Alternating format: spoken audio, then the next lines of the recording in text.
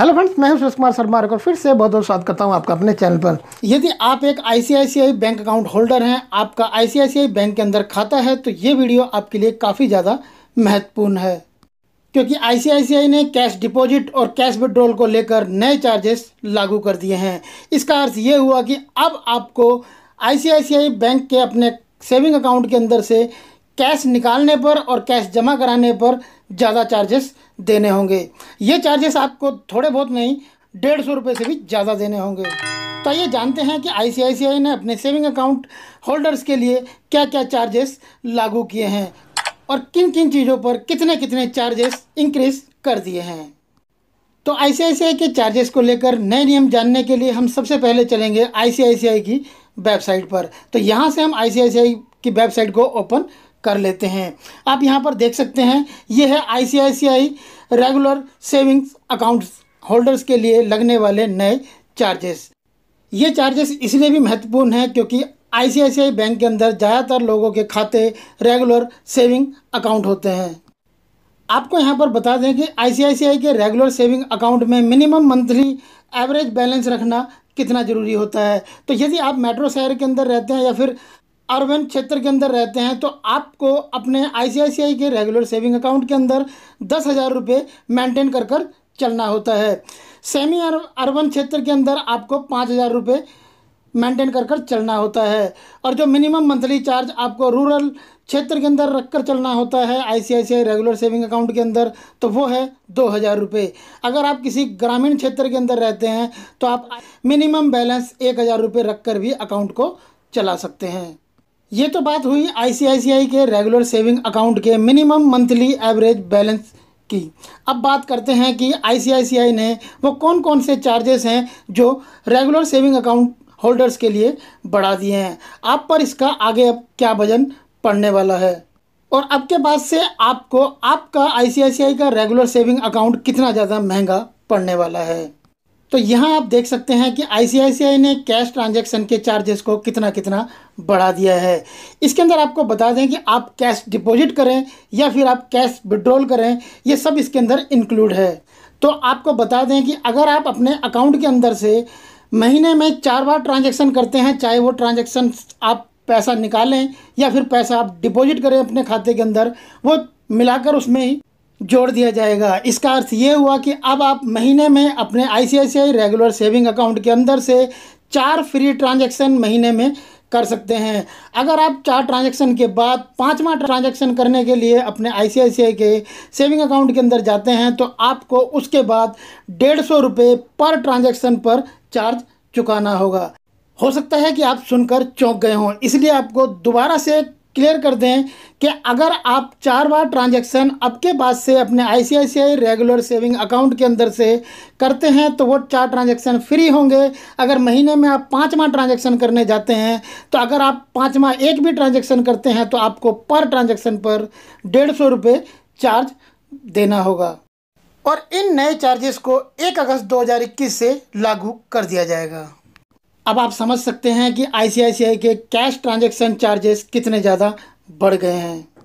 इतना ही नहीं, इसके अलावा यदि आप आईसीआईसीआई की अपनी होम ब्रांच यानी कि जिस ब्रांच के अंदर आपका अकाउंट है, उस ब्रांच के अंदर से आप ट्रांजैक्शन करते हैं, तो आप केवल 1 महीने में 1 लाख रुपये का ही ट्रांजैक्शन कर सकते हैं।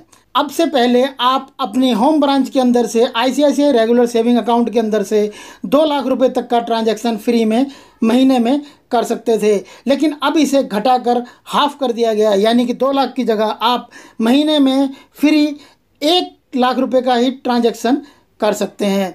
अब यदि आप 1 लाख के बाद ट्रांजैक्शन करने के लिए जाते हैं महीने में, तो आपको 1,000 रुपये पर, यानी कि आप 1,000 रुपये निकालते हैं तो उस 1,000 रुपये के ऊपर आपको 5 रुपये का चार्ज देना होगा।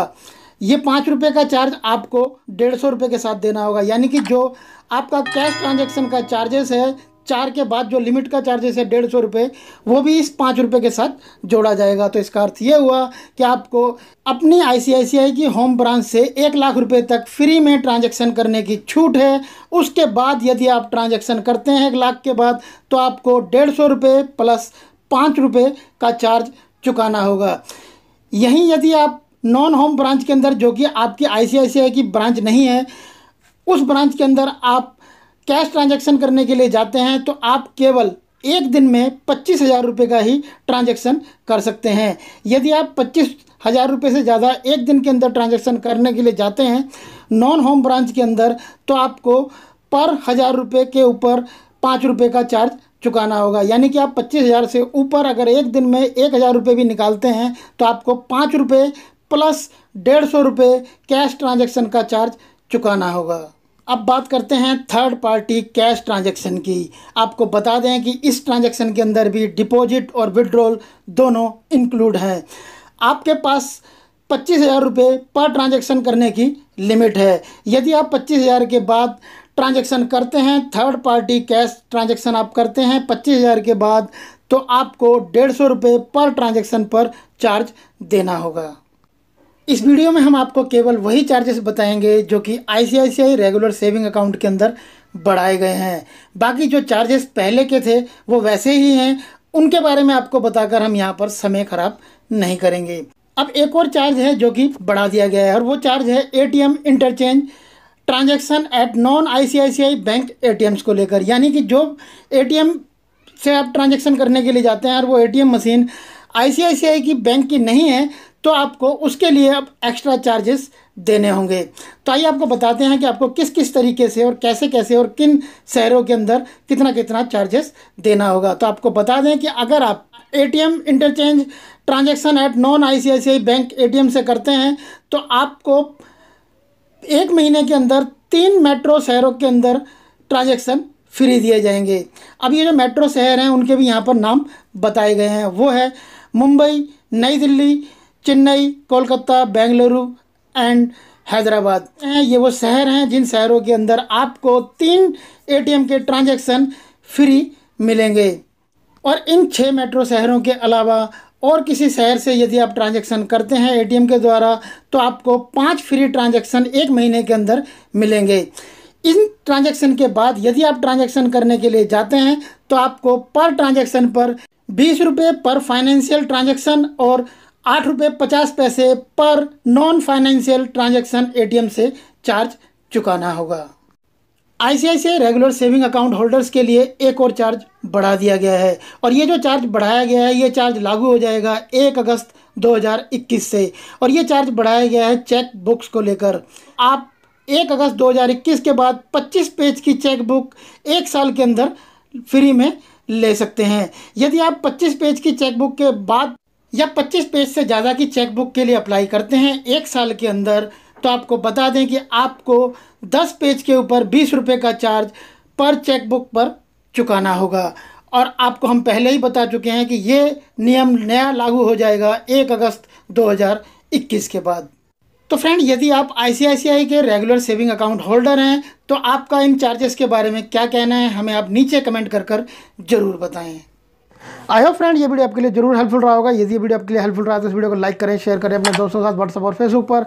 और बैंकिंग से रिलेटेड और ज़्यादा बेहतरीन वीडियोस के लिए आप हमारी बैंकिंग की प्लेलिस्ट भी जाकर देख सकते हैं। प्लेलिस्ट का लिंक आपको इस वीडियो के नीचे डिस्क्रिप्शन में मिल जाएगा।